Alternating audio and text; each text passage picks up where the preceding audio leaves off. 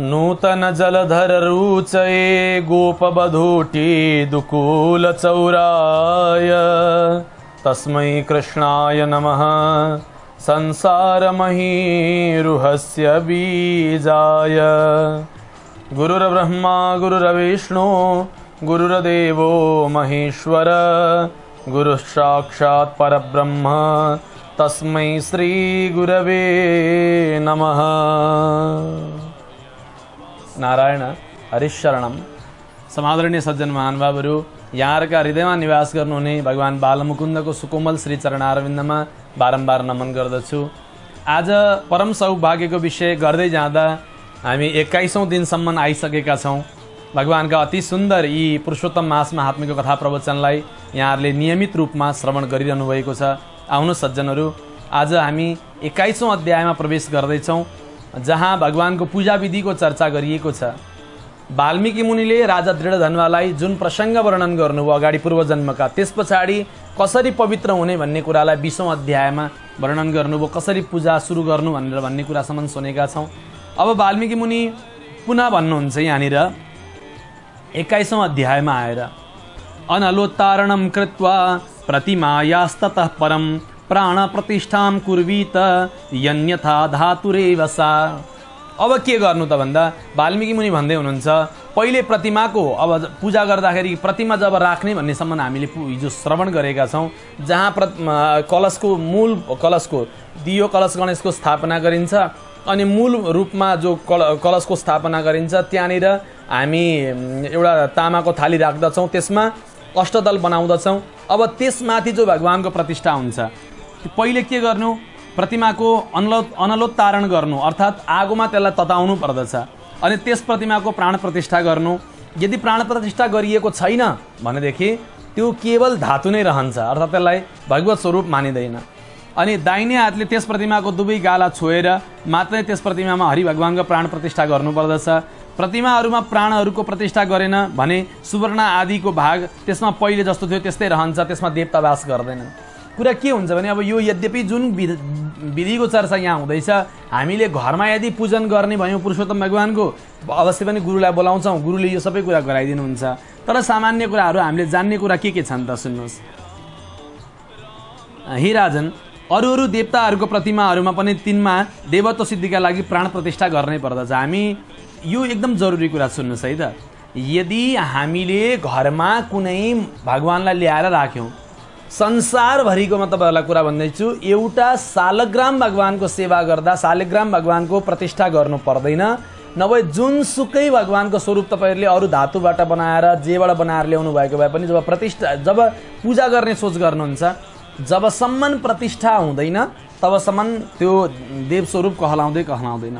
त त्यसमा के गर्ने भन्दा प्राण प्रतिष्ठा गर्दा चन्दन अक्षता फूल लिएको दायाँ हातले छोई पुरुषोत्तम भगवानको बीज मन्त्रले अथवा वेदको तद्विष्णु परमम पदम इत्यादि यो मन्त्रले प्रतिष्ठा गर्नुपर्दछ। मन्त्र जान्नेले त्यसै गरी प्रतिमाको छातीमा चन्दन अक्षता फूल सहित औँला राखेर यिनै मन्त्रहरूद्वारा हृदयमा पनि प्राण प्रतिष्ठा गर्नुपर्दछ।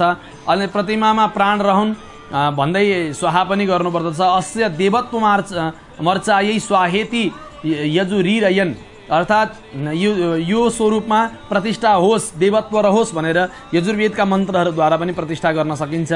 अनि त्यस्तै गरेर प्रतिमाहरूमा सबैतिर प्राण प्रतिष्ठा गर्नुपर्दछ। अथवा तिती मन्त्रहरू आएन भने राम्रोसँग चतुर्थ्यन्त नाम मन्त्रहरूले, जस्तो ओम नमो भगवते भनेर वासुदेवाय भनेर द्वादशाक्षरी भएपछि त्यसमा चतुर्थ्यान्त भनेको स्वाहा शब्दको प्रयोग गरेर ती नामहरूमा स्वाहा शब्दको प्रयोग गर्दै अनि प्रतिष्ठा गर्नुपर्दछ, यसरी बताइएको छ।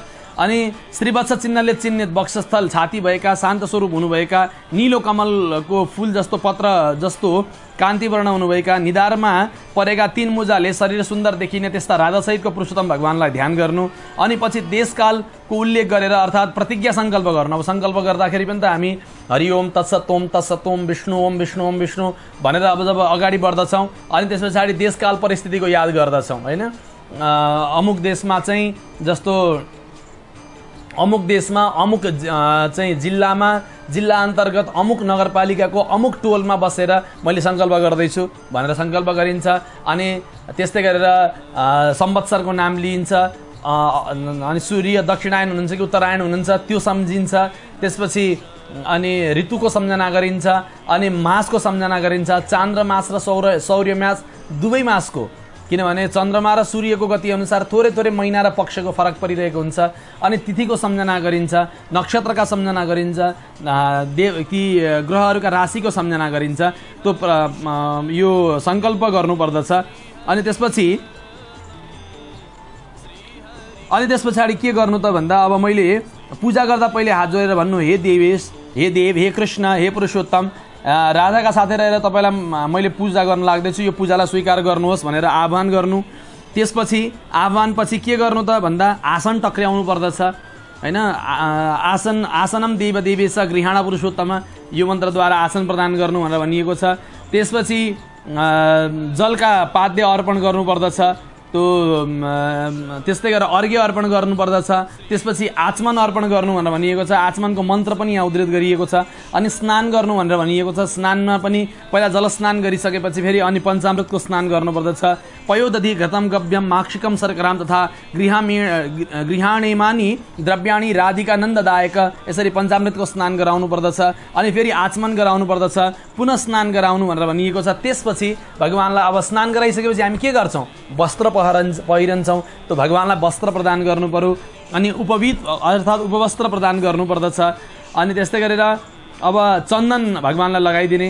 अनि त्यस्तै गरेर अक्षतान भगवानलाई, अक्षता अर्थात् अब भगवान रामकृष्ण स्वरूपमा, रामकृष्ण नारायण हरिका स्वरूपमा अक्षता, चामलको अक्षता चढ्दैन। अनि के गर्ने भन्दा तिल भगवानलाई अति प्रिय छ, त्यो अर्पण गर्न सकिन्छ। त्यसपछि अनि फूल भगवानलाई सुन्दर फूलहरू अर्पण गराउन सकिन्छ। त्यसपछि भगवानका अङ्गहरूको पूजा गर्नुपर्दछ।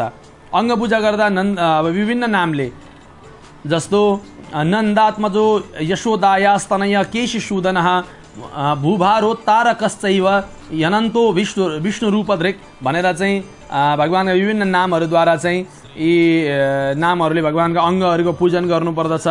जस्तो यसमा पूजा गर्दाखेरि के गर्ने त भन्दा जस्तो ओम नन्दात्मजाय नमः, यशोदातनयाय नमः, केशिशूदनाय नमः, भूभारोत्तारकाय नमः, अनि अनन्ताय नमः, विष्णुरूपधारिणे नमः, प्रद्युम्नाय नमः, अनिरुद्धाय नमः, अनि त्यस्तै गरेर श्रीकण्ठाय नमः, सकलास्त्रधारिणे नमः, वाचस्पतये नमः, केशवाय नमः, सर्वात्मने नमः द्वारा यी विभिन्न अङ्गहरूको पूजन गर्नु भनेर भनिएको छ।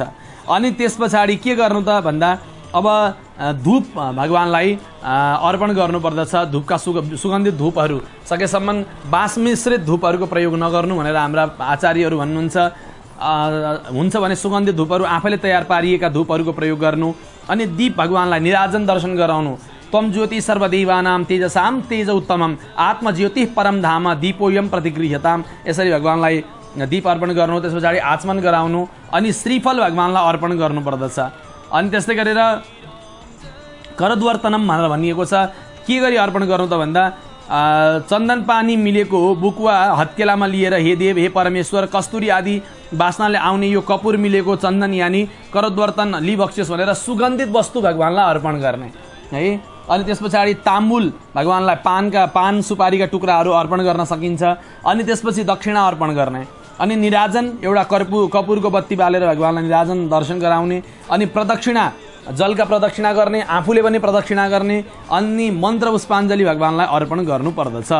त्यो यसरी जब हामी अर्पण गर्दछौँ अनि अन्तिममा अब हात जोडेर भगवानलाई भन्ने, हे भगवान, मलाई न मन्त्र आउँछ न मेरो कुनै कर्ममा राम्रो प्रभाव नै छ, त्यो हुनाले के त भन्दा मन्त्रहीनम क्रियाहीनम भक्तिहीनम सुरेश्वर यत् पूजितम मया देव परिपूर्णम तदस्तु मे भनेर भगवानलाई नमस्कार गर्ने। अनि त्यसपछि अन्तिममा मासान्तमा यस्य स्मृत्या च नामोक्त्या तपो यज्ञ क्रियादिषु न्यूनम सम्पूर्णम ताम याति सद्यो वन्दे तमच्युतम ओम अच्युताय नमः 3 चोटि भन्ने। अनि त्यस पछाडि अब जो कुछ कमी भएको छ हे भगवान त्यसलाई परिपूर्ण गर्नको लागि हजुर नै स्वयं सामर्थ्यवान हुनुहुन्छ भनेर भगवानको नामका उच्चारण गर्ने। अनि त्यस पछाडि भगवानलाई बिदा गर्न सकिन्छ। त्यो पृथ्वी तलमा मनुष्य जन्म पाएर पुरुषोत्तम महिना आएपछि जो जन यस्तो प्रकारको नयाँ मेघको जस्तो श्यामवर्ण हुनुभएका राधाले सहित रहनुभएका पुरुषोत्तम भगवानलाई कुनै वैष्णव ब्राह्मणलाई आचार्य गराएर, हेर्नुहोस् वैष्णवतालाई अति श्रेष्ठ मानिएको छ, त्यो हुनाले वैष्णव ब्राह्मण हुनुभयो भने अति राम्रो। हर्षका साथ भक्तिपूर्वक प्रतिदिन पूजा गर्दछ जो जन यस पृथ्वी तलमा भन्न नसकिने कुराको सुखको उपभोग, अर्थात् कति सुख पाउँछ त्यति भन्न सकिँदैन, त्यो सुखको अनुभव गरेर अनि परम पदलाई प्राप्त गर्न सक्दछ भन्ने सम्बन्धको कथा यहाँ वर्णन गरिएको छ। त यो पूजाको विधि, अब यद्यपि यहाँ मैले जे भनिरहेको छु सबै कुरा हजुरहरूलाई याद नहुन सक्छ, तर जब हामी गुरुजीलाई बोलाएर गर्दछौँ गुरुजीले यो गराउनुहुन्छ। त यसरी यहाँसम्मको प्रसङ्ग भगवानको पूजाको, अब छन त विभिन्न दानका कुराहरू पनि छन्, अगाडिका प्रसङ्गहरूमा हामी वर्णन गर्छौँ। विशेष गरेर हजुरहरूमध्ये धेरैले गरि पनि सक्नुभयो होला, कतिले गर्दै हुनु होला, कतिले अब गर्नुहुन्छ होला। मालपुवा दानको सम्पूर्ण दान भनेर भनिन्छ जसलाई, त्यो मालपुवा दानको छुट्टै महिमा छ, त्यसको बारेमा पनि हामी चर्चा गर्नेछौँ। हस्त आजको लागि नारायण कृष्णार्पणमस्तु। श्रीमन्नारायण श्रीमन्नारायण।